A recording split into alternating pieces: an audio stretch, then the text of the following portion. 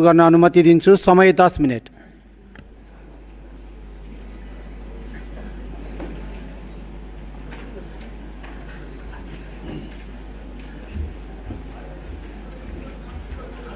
Thank you.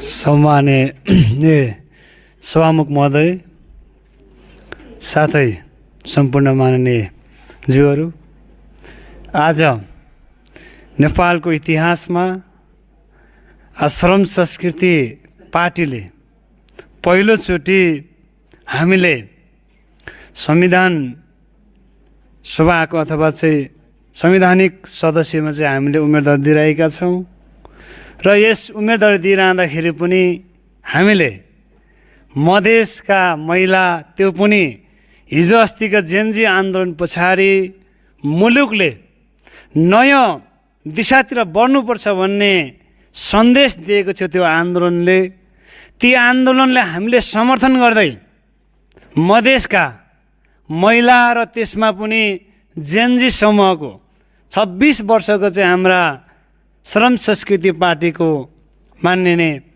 Ruby कुमारीले हामीले अगाडि सारेका छौँ र हामीले अगाडि सारिरहँदाखेरि हाम्रा चाहिँ आज हामीले यो ऐतिहासिक क्षणमा आज हामीले सम्झिनै पर्छ र मैले यहाँ भन्नै पर्छ यस रोस्टमबाट, आज श्रम संस्कृति पार्टीको सुरुवात र तपाईँको स्थापना भनेकै नेपालको माटो, भूगोल अनि यहाँका खोला अनि यहाँका वन बस्तीहरूमा सङ्घर्ष गर्दै आउनुभएका श्रद्धेय अध्यक्ष हर्क साम्पाङको ती कठिनाइ तपाईँको सङ्घर्षलाई आज मैले यो रोस्टमबाट सम्झिनै पर्छ।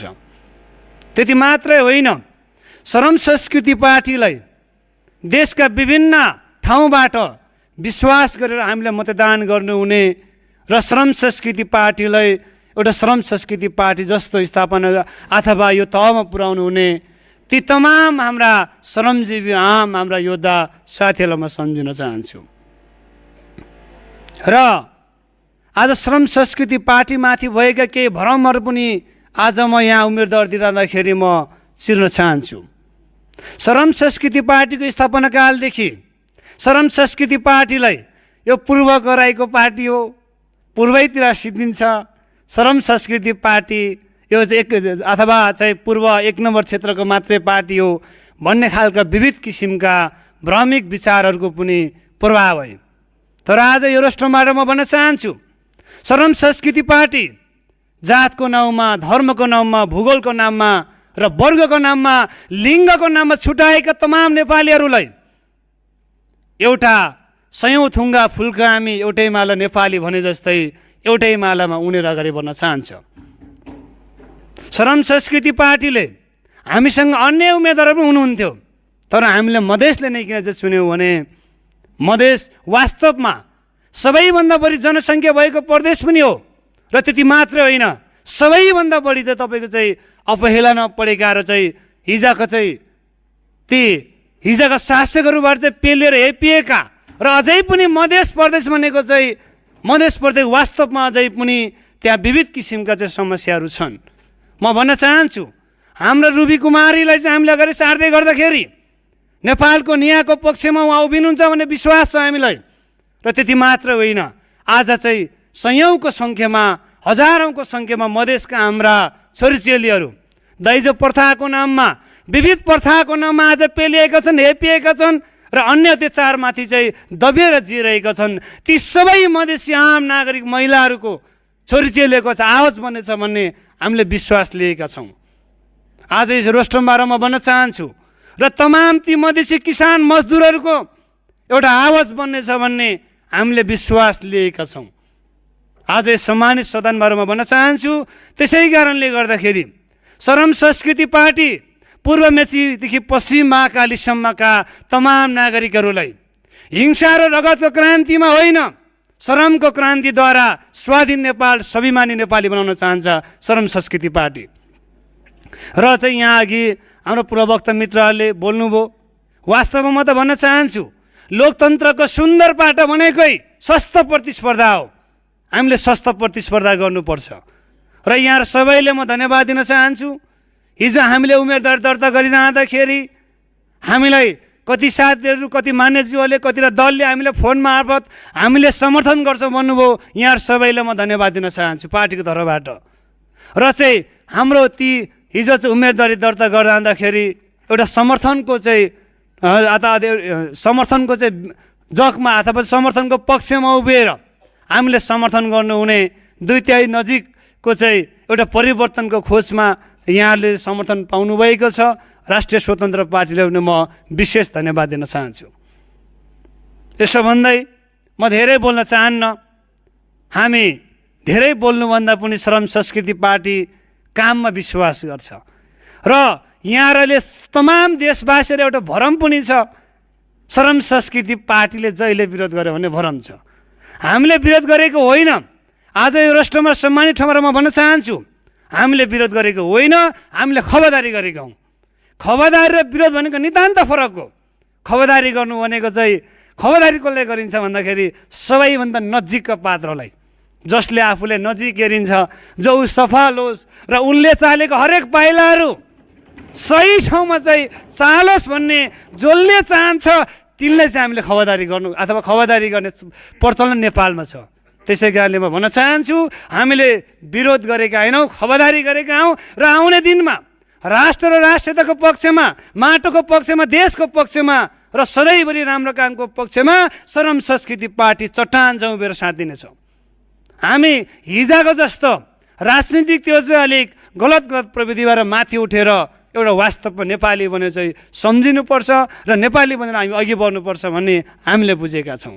त्यसै कारणले गर्दाखेरि यसो भन्दै गर्दाखेरि फेरि नराम्रो देश र जनताको अहित हुने ढङ्गले देशको चाहिँ संविधानको मर्म विपरीत संहिता, धर्मनिरपेक्ष, लोकतन्त्र र तपाईँको चाहिँ आम नागरिकको हितमा भएका तपाईँको कामहरूलाई दायाँ बायाँ गर्न खोजिन्छ भने फेरि श्रम संस्कृति पार्टी होला सिटमा सङ्ख्यामा थोरै होला, तर नागरिकको पक्षमा उभिएर चट्टान चाहिँ उभिएर चाहिँ हामी त्यसको प्रतिकार गर्नेछौँ भन्दै यहाँ म बिदा हुन चाहन्छु र चाहिँ यहाँ चाहिँ म प्रस्तुत गर्न सम्माननीय सभामुख महोदय, सभामुखको अनुमति लिँदै सम्माननीय सभामुख महोदय अनुमति लिँदै यस सभाका माननीय सदस्य रूपी कुमारीलाई उपसभामुखको पदमा निर्वाचित गरियोस् भनी प्रस्ताव प्रस्तुत गर्न चाहन्छु। धन्यवाद। जय देश, जय माटो।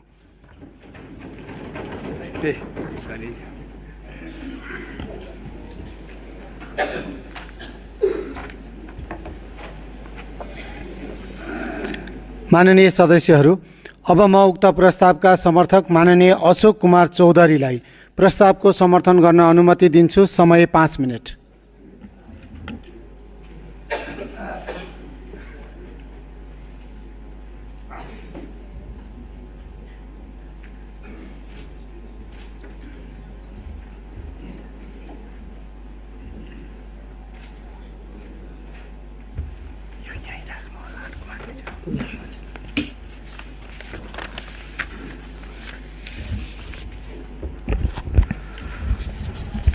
सम्माननीय सभामुख महोदय, सम्माननीय सभामुखको अनुमतिले माननीय सदस्य आर्यन राईज्यूले यस सभाकी माननीय सदस्य रुबी कुमारी ठाकुरज्यूलाई उपसभामुख पदमा निर्वाचित गरियोस् भन्ने प्रस्तुत गर्नुभएको प्रस्तावलाई पूर्ण समर्थन गर्दछु।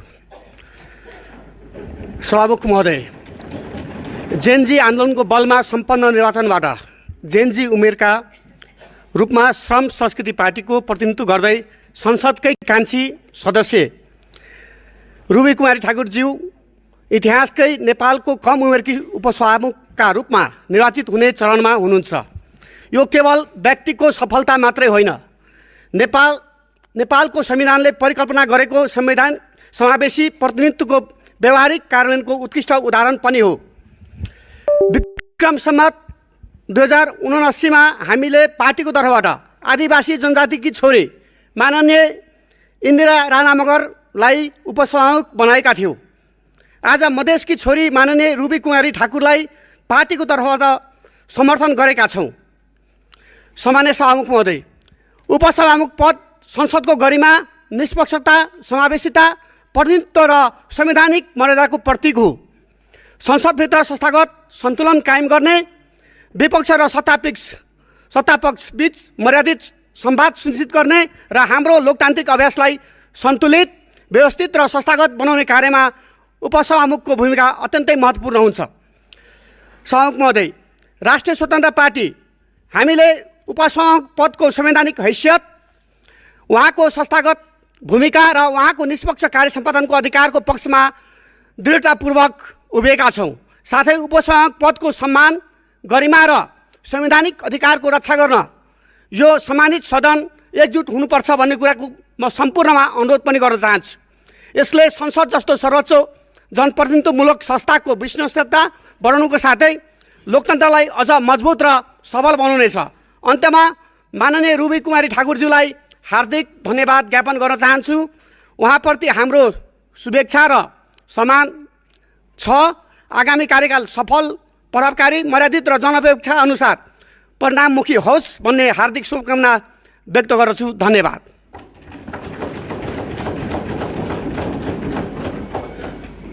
माननीय सदस्यहरू, अब उक्त प्रस्तावका अर्का समर्थक माननीय अम्बिका देवी सङ्ग्रौलालाई प्रस्तावको समर्थन गर्न अनुमति दिन्छु। समय 5 मिनट।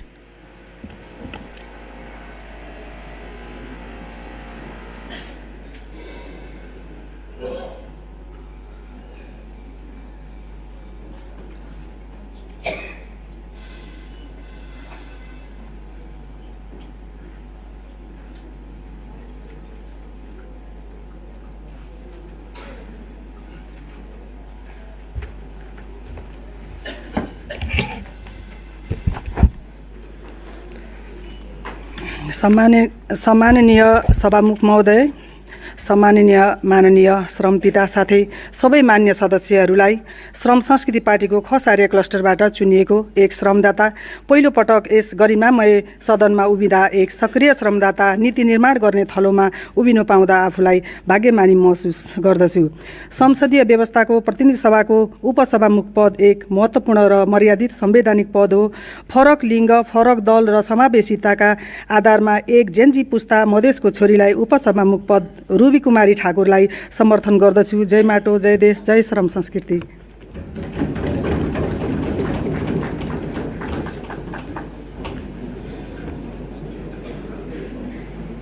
माननीय सदस्यहरू, अब प्रतिनिधि सभाको उपसभामुख पदमा निर्वाचित गरियोस् भन्ने दुईवटै प्रस्तावहरूमाथिको संक्षिप्त छलफल प्रारम्भ हुन्छ। उक्त छलफलमा बोल्नको लागि दलीय प्रतिनिधित्वको आधारमा नाम प्राप्त हुन आएको छ। सर्वप्रथम माननीय डाक्टर अमरेश कुमार सिंह